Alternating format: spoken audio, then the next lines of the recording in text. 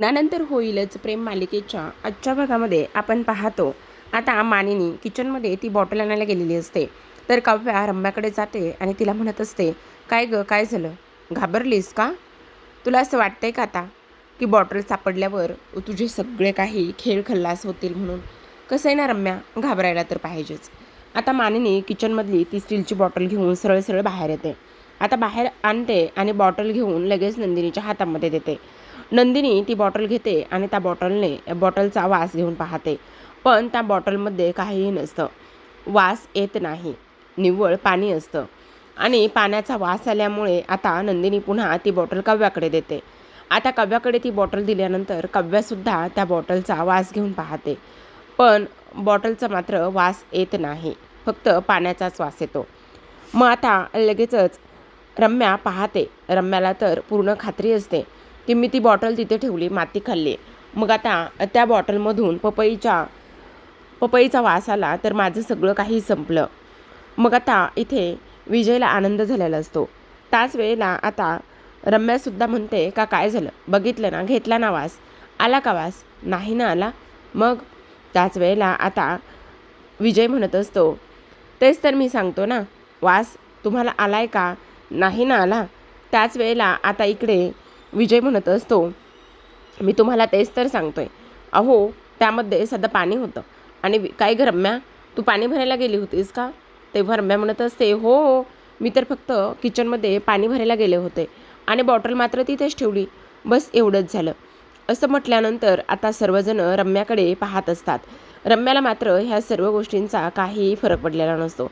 पण रम्या विचार करत असते की हे सगळं कसं झालं? मी तर ती बॉटल आहे तशीच ठेवली होती. मग त्याच्यामध्ये हे सगळं काही कसं काय आलं? पाणी वगैरे ह्या सगळ्या गोष्टी. त्याच वेळेला आता इकडे लगेचच मानिनी म्हणत असते, त्या बॉटलमधून जरी पाण्याचा वास आलेला असला तरीसुद्धा तुम्ही लोकांनी पपईचा ज्यूस केला नाही हे कुठे सिद्ध होतंय? अजिबातच नाही. तेव्हा वसू म्हणत असते, मानिनी काय चाललंय तुझं? आ आता तू आम्हाला असं धारेवर धरणार आहेस का? अगं अशी का वागतेस तू? हे बघ, असं काहीही करू नकोस. ह्या सगळ्या गोष्टींशी आमचा काही एक संबंध नाही आहे. आणि तुला असं वाटतंय का? त्याचबरोबर आता इकडे नंदिनी म्हणत असते, काय ना वसवत्या, आत्तापर्यंत रम्या आणि तुम्ही दोघींनीसुद्धा एवढे काही काळे कारनामे केलेले आहेत ना, त्यामुळे तुमच्यावर विश्वास ठेवणं हे मात्र अजिबातच शक्य नाही आहे.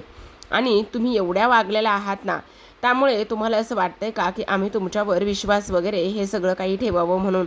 ते फार चुकीचं आहे. अजिबातच तसं नाही आहे. आणि त्याचबरोबर आणखी एक महत्त्वाची गोष्ट, आम्हाला फक्त समजावं की ह्या सगळ्या गोष्टीमध्ये तुम्ही आहात. आम्हाला सदा एक पुरावा लागावा.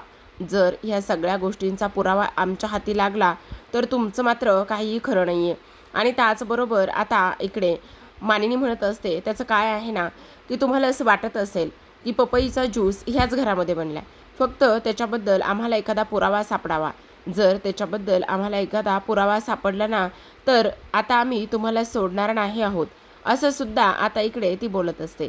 आता हे सर्व काही बोलल्यानंतर आपण पाहतो की आता विजयला मानिनी म्हणत असते, विजयराव मला एक गोष्ट सांगा, मगाशी तुम्ही काय घेऊन येत होतात?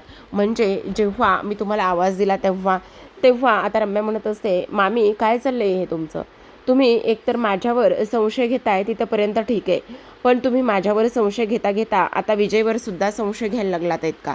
तेव्हा विजय म्हणत असतो, असू दे रम्या, इट्स ओके, मला त्याने काही फरक पडत नाही. आणि त्याहूनही सगळ्यात महत्त्वाची गोष्ट म्हणजे ते माझ्यावर संशय घेत आहेत तर घेऊ दे ना त्यांना. आणि मी काय म्हणतो मामी, ऐका ना, जर तुम्हाला माझ्यावर संशयच घ्यायचा असेल तर तुम्ही बिनधास्त घेऊ शकता. पण चला ना, माझी खोलीसुद्धा तुम्ही चेक करा. माझी खोली जर तुम्ही चेक केली आणि त्या खोलीमध्ये काही सापडलं तर आपण समजून जाऊया की इथे काहीतरी आहे म्हणून. आणि तसंही तुम्हाला रम्यावर संशयच आहे ना, मग तुम्हाला रम्यावर संशय आहे म्हटल्यावर घाबरायची वगैरे काहीच गरज नाही आहे, बरोबर की नाही? आणि त्याचबरोबर आपण पाहतो आता हे मानिनी, त्याचबरोबर विजय आणि वसू हे तिघेही जण आता हे सगळं काही शोधण्यासाठी रम्या आणि विजयच्या खोलीमध्ये जातात. आता मानिनी सगळीकडे शोधत असते, पण मानिनी शोधत असताना तिला मात्र कुठे काहीच सापडत नाही. बेड खाली पाहते, कपाट उघडून पाहते, मिक्सर तर खरं कपाटातच असतो, पण कपड्याच्या आत दडलेला असतो. मानिनी सगळीकडे पाहते, पण काहीही सापडत नाही. विजय स्वतःहून कपाट उघडून दाखवतो स्वतःचं सुद्धा, पण मानिनी बघते, पण नाही काही सापडत आहे. आता मानिनी इकडे शोधाशोध करत असते, पण तेवढ्यातच इथे पपईची बी विजयला खाली जमिनीवर पडलेली दिसते. आता इकडे रम्या विचार करत असते, त्या बॉटलमध्ये तर पपईचा ज्यूस होता, पण वास कसा नाही आला काहीच कळत नाही. बहुतेक ना हे सगळं विजयचंच कारस्थान असावं.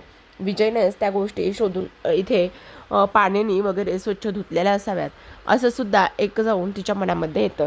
त्याचबरोबर आपण पाहतो, आता नंदिनी रम्याला म्हणत असते, खरं सांगू का रम्या, जर तुझ्या खोलीमध्ये पपईची साधी बी जरी सापडली ना, तर गाठ माझ्याशी आहे. तेव्हा काव्या म्हणते, तुला तर मी पपईसारखीच सोडणार आहे. जेव्हा ती पपईची बी खाली जमिनीवर पडलेली दिसते विजयला, तेव्हा तो वसूला इथे खानाखुणा करून सांगत असतो. आता मानिनीचं लक्ष जातं आणि पटकन वसू त्या पपईची बीवर इथे चप्पल ठेवून उभी राहत असते. आणि त्याच वेळेला मानिनी म्हणत असते, तुमच्या दोघांच्याही खानाखुणा काय चालल्यात? आता विजय म्हणत असतो, काय बोलताय मामी तुम्ही हे? आता माझी एवढी सुंदर बायको असताना मी सासूसोबत खानाखुणा करेल का? बापरे, हा विजय म्हणजे डेंजरच आहे बरं का. असं आता इकडे काव्या म्हणत असते, हो मी अगदी बरोबर बोलते रम्या.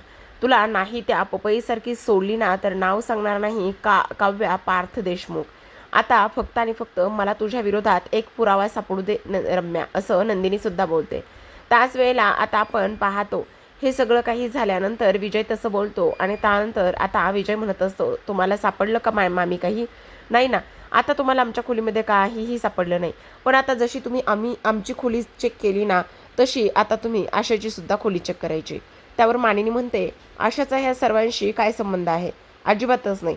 आशेची खोली वगैरे आम्ही अजिबात चेक करणार नाही. काय संबंध आहे? त्याच वेळेला विजय म्हणत असतो, का नाही चेक करायची? करावी तर लागणारच आहे. मग आता वसू म्हणत असते, काय ग मानिनी, आम्ही ह्या घरचे सदस्य असून तू आमच्यावर संशय घेऊन आमच्या खोल्या तपासल्यात, आणि ती तर कोण आहे ग? दीड दमडीची नोकर आहे, आणि तरीसुद्धा तुला तिची खोली तपासायची नाही असं म्हणतेस का तू? नाही नाही नाही, अजिबात नाही, तिची खोली तपासायची, चला आत्ताच्या आत्ता. त्याच वेळेला मानिनी म्हणत असते, हे बघा, मी असलं काहीही करणार नाही, तुम्ही उगाचच नाही त्या गोष्टी इथे करायला लावू नका. तेव्हा विजय म्हणत असतो, असं कसं नाही करायचं? मला पूर्ण खात्री आहे की त्या आशानेच पपईचा ज्यूस बनवलेला असेल आणि तिच्या खोलीत नक्कीच काहीतरी सापडेल, आणि त्यामुळे मला असं वाटतंय की काही जरी झालं ना, तरी आपण तिची खोली तपासायची, असं विजय आता इथे बोलत असतो. त्याच वेळेला मानिनी म्हणत असते, नाही, हे सगळं करण्याची काही गरज नाही आहे. मी अजिबातच खोली वगैरे तपासणार नाही, समजलं तुम्हाला? तर आता इकडे विजय आणि वसूच्या सांगण्यावरून ताबडतोब ती लोक आशाच्या खोलीकडे निघतात. जेव्हा आशाच्या खोलीकडे जातात त्यावेळेला आता स्वतः वसू ती खोली चेक करत असते. पण मानिनी म्हणत असते, ऐका ना वसूताई, हे बघा, उगाचच आशा इथं नसताना तिची खोली तपासणं, तिच्या सामानाला हात लावणं, हे काही मला बरोबर दिसत नाही बाई. नको उगाचच हे असं करायला. तेव्हा वसू म्हणत असते, काय गं मानिनी, मला एक गोष्ट सांग, सर्वांसाठी नियम वेगळे आणि आमच्यासाठी नियम का बरं वेगळे? मग आता मानिनीचं लक्ष तिथे असलेल्या त्या डस्टबिनकडे जातं. मग धावतच विजय डस्टबिनकडे जातो आणि विजय तिथला तो कचऱ्याचा पाऊच काढतो आणि त्यामध्ये पपईची सालं, बिया, हे सगळं काही असतं. तो ते वसूकडे देतो. वसू ओपन करून पाहते तर काय, याच्यामध्ये तर सगळं काही आहे. आणि त्याच वेळेला मानिनीला धक्का बसतो. आता विजयला रिकॅपमध्ये जाऊन आठवतं की त्याने ते सगळं काही इथे त्या पाऊचमध्ये टाकलं होतं आणि त्यानंतर आशेच्या खोलीमध्ये आणून टाकलं होतं. आता ही लोक हे सगळं काही घेऊन बाहेर येतात. आता बाहेर आल्यानंतर सर्वांसमोर तो जो काही कचरा आहे ना, तो घेऊन येतात आणि लगेच आता विजय म्हणत असतो, बघितलं, हे सगळं कोणाच्या खोलीत सापडले?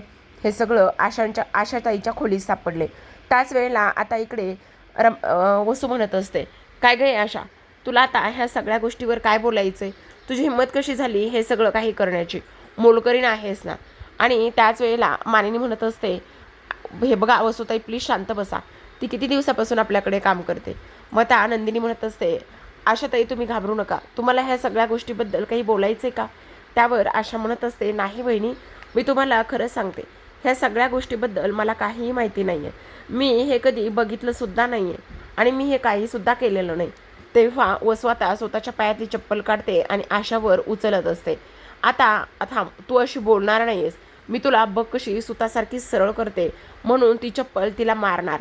त्याच वेळेला काव्या तिच्या समोर उभी असते आणि काव्या ती चप्पल पकडते आणि म्हणत असते, काय करताय आत्याबाई हे? जरा थांबा.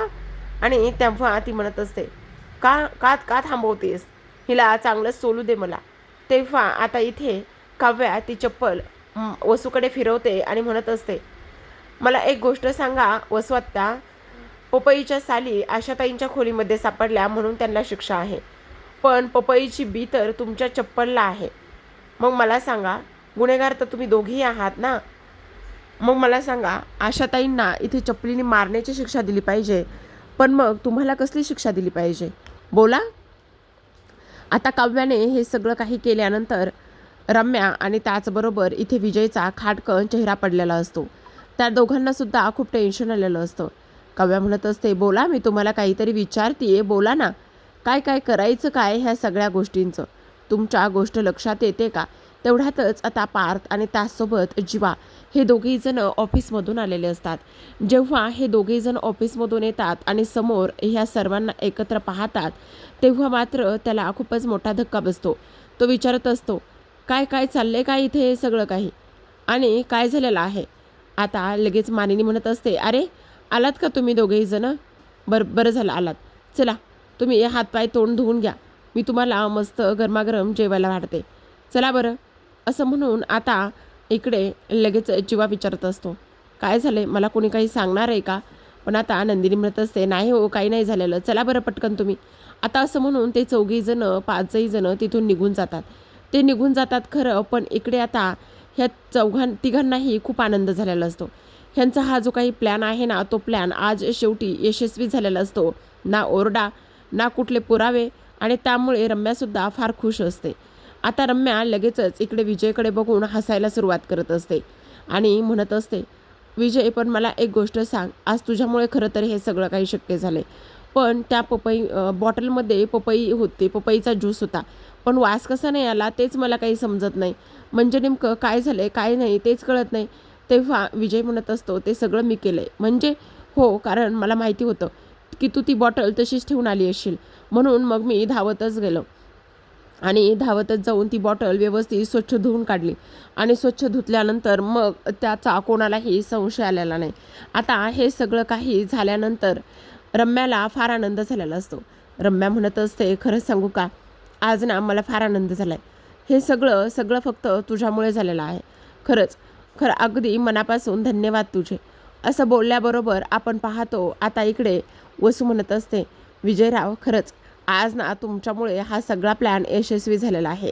त्याच वेळेला रम्या म्हणत असते, आता इथून पुढचे सर्व प्लॅन असेच यशस्वी होणार आहेत.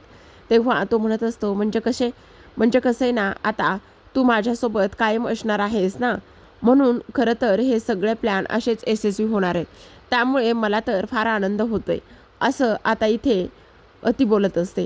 त्याच वेळेला विजय म्हणत असतो, पण मला एक गोष्ट कळत नाही, इथून पुढे मी तुझ्यासोबत असेल नसेल, मग मी जर तुझ्यासोबत असला नसलो तर मग म्हणजे तू कुठे जाणार आहेस. नाही ग, म्हणजे कदाचित कधी ग म्हणून बोललो. अच्छा, तू कुठेही जाणार नाही आहेस. आता असं म्हणून लगेचच हे दोघेही जण तिथून निघून जातात. विजय मात्र आहे त्याच ठिकाणी तसाच उभा असतो. जेव्हा विजय आहे त्या ठिकाणी तसाच उभा असतो, तेव्हा तो आता लगेच इकडे त्याच्या सरजीला फोन करतो, आणि त्याच्या सरजीला फोन केल्यानंतर म्हणत असतो, माफ करा सरजी, काव्याचा मिसगॅरेजचा आजचा प्लॅन फ्लॉप झाला, आणि पण काळजी नसावी, मी आता इथे सुरुवात केली आहे, आणि मी सुरुवात केलेली असल्यामुळे लवकरात लवकर हे सगळं मी व्यवस्थित करण्याचा तेवढाच प्रयत्न करेन. तुम्हाला काळजी करण्याची अजिबातच गरज नाही आहे सरजी. मी लवकरात लवकर काव्याचं बाळ कसं पडेल आणि तिचं मिसगॅरेज कसं होईल ह्याचाच विचार करतो. असं सुद्धा आता इथे तो बोलत असतो, आणि त्याच वेळेला खुनशी हसत असतो. जेव्हा हे सर्व काही होतं तेव्हा मात्र आपण पाहतो की आता दुसऱ्या बाजूला जीवा हा खोलीमध्ये येतो, आणि त्याच वेळेला आता इकडे तो फ्रेश झालेला असतो. तेव्हा नंदिनी त्याला टॉवेल आणि रुमाल देत असते पुसण्यासाठी. तेव्हा आता इकडे जीवा म्हणत असतो, वा वा वा, खरंच ह्या सगळ्याची खूप जास्त गरज होती. खूप मिस करत होतो मी आपल्या ह्या खोलीला. काय उकाडा आहे बाहेर, काय गरमी आहे म्हणून सांगू, काही विचारूच नको. तेव्हा नंदिनी म्हणत असते, हो का, बरोबर, पण ऐक ना नंदिनी, मला एक गोष्ट सांग, बाहेर नेमकं काय चाललं होतं. मी आलो तेव्हा तुमच्या सर्वांचे चेहरे पडलेले होते. खरं खरं सांग, काय झालेलं आहे, सगळं काही ठीक होतं ना. तेव्हा नंदिनी म्हणत असते, काय चाललंय जीवा तुमचं. मी इथे हॉस्पिटलला जाऊन आले. तुम्हाला माझ्याबद्दल काही बोलायचं, त्याचबरोबर मी कशी आहे, काय आहे, बाळ कसं होतं, काय होतं, ह्या सर्व गोष्टी विचारायच्या सोडून तुम्ही चक्क बाहेर काय चाललं होतं, बाहेर काय कशात ह्या सगळ्या गोष्टींमध्ये इंटरेस्ट आहे का, असं आता इथे तो बोलत असतो. आता हे सर्व काही बोलल्यानंतर आपण पाहतो की जीवा म्हणत असतो, अगं हो ते सगळं काही ठीक आहे, पण मी विचारलं फक्त तुला, काय झालं सांग ना. तेव्हा नंदिनी म्हणत असते, नाही नाही काही नाही झालं. तुला सांगू का नंदिनी, मला तर असं वाटतंय ना, आपलं बाळ कधी एकदाचं माझ्या हातात येते आणि कधी एकदाचं मी त्याला हातामध्ये घेतोय ना, ह्याच गोष्टीची मला आतुरता लागली. खरंच मी खूप जास्त एक्सायटेड आहे. नंदिनी ऐक ना, बाळ 9 महिन्याच्या अगोदर येऊ शकतं ना गं. म्हणजे बघ ना, ते छोट्या मऊ अशा दुपट्यामध्ये गुंडाळलेलं बाळ मला हातामध्ये घ्यायचे आणि ते बाळ हातामध्ये घेऊन मला सगळं काही करायचंय. आणि त्याच वेळेला दिनी म्हणते, जीवा जरा थांबा, किती घाई.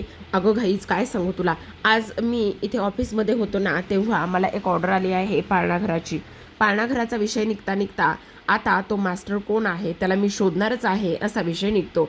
आणि आता जीवा म्हणत असतो, अगे रणरागिणी होऊ नकोस लगेच तू त्या झोनमध्ये जातेस, काही करायची गरज नाही आहे, बघू नंतरचं नंतर. आता या दोघांचं बोलणं इथे विजय येऊन ऐकत असतो बरं का. तेवढ्यात मानिनी येते आणि मानिनी आल्यानंतर इथे जीवाला एक फटका देते आणि तेव्हा फटका दिल्यानंतर नंदिनीसुद्धा एक फटका देते. त्यावेळेस आता जीवा म्हणत असतो, हल्ली तुम्ही दोघी जरी ना मला खूप मारताय बरं का, पण मी ना तुमचा मार खाणार नाही आहे काही दिवसांनी, कळलं तुम्हाला. जा पटकन, त्या पाळण्याचं काय केलंस ते बघ अगोदर. आता जीवा म्हणत असतो, हो सांगितलंय, जातो मी. मग आता मानिनी इथे नंदिनीला म्हणत असते, खरं सांगू का नंदिनी, मला ना खूप जास्त टेन्शन आलं आहे, खूप अस्वस्थपणा येतोय गं. आई नका काळजी करू, काय झालं आहे. काही नाही गं, तुझे बाबा येऊन गेलेत ना तेव्हापासून. आणि ऐक ना, डॉक्टरांनी काय सांगितले आणि डॉक्टर काय म्हणाले. तेव्हा नंदिनी मानिनीला सांगत असते, आई डॉक्टरसुद्धा तेच म्हणालेत काव्याच्या बाबतीत, कारण काव्याची प्रेग्नेन्सी खूप जास्त नाजूक आहे, तिला आपल्याला खूप जपावं लागणार आहे असं डॉक्टरांनी सांगितलं. तेव्हा तुम्ही नका काळजी करू, मी आहे ना. मी काही जरी झालं ना तरीसुद्धा इथे ह्या सगळ्या गोष्टी व्यवस्थित करेल, तुम्हाला काळजी वगैरे करण्याची काहीही गरज नाही आहे, असं आता इथे ती बोलत असते. आता हे सर्व काही बोलल्यानंतर दुसऱ्या बाजूला आपण पाहतो इथे विजय खोलीमध्ये असतो आणि त्याच वेळेला आता वसू त्याच्याकडे जाते आणि म्हणत असते, काय विजयराव, खरंच तुम्ही तर खूपच हुशार निघालात. म्हणजे तुम्ही ह्या सगळ्या गोष्टी अशा घडून आणताय ना, त्यामुळे फार आनंद होतोय बरं का. खरंच मला तर ना फार आनंद झाला ह्या सर्व गोष्टींचा. म्हणजे तुम्ही रम्याला एवढं सांभाळून घेताय, एवढ्या सगळ्या गोष्टी करताय ना त्यामुळे. त्याच वेळेला विजय म्हणत असतो, हो हो काय ना आत्याबाई, आता रम्या माझी बायको आहे ना, मग तिची मी काळजी घेतली नाही पाहिजे तर कोण घेणार बरं. आणि तुम्ही नका काळजी करू. पण मला सांगा विजयराव, तुम्ही हे काव्याचं मिसगॅरेज करण्याचा प्लॅनमध्ये रम्याला का बरं साथ देताय, म्हणजे मला नाही समजलं. त्याच वेळेला आता इकडे विजय खुनशी हसतो आणि म्हणत असतो, नाही म्हणजे रम्याला आता इकडे ज्या गोष्टी आवडतात, ज्या गोष्टी तिला करायच्यात ना, त्या गोष्टी सर्व मी करणार आहे असं मी ठरवलं आहे. त्याच वेळेला आता इकडे लगेच वसू मनातच म्हणत असते, खरं तर इथे ना विजयराव किती रम्यावर प्रेम करतात. रम्यावर प्रेम करणारा एवढा चांगला जोडीदार तिला मिळाला आहे, खरंच मी नशीबवान आहे असं म्हणते आणि निघून जाते. इकडे मध्यरात्र झालेली असते आणि तेव्हा मानिनीला एक भयानक स्वप्न पडतं. ते म्हणजेच की धनंजय बोलल्यालं तिला सगळं काही आठवत असतं. कशा पद्धतीने धनंजयनी इथे सांगितलं की हे अनुवंशिकता नसू नये.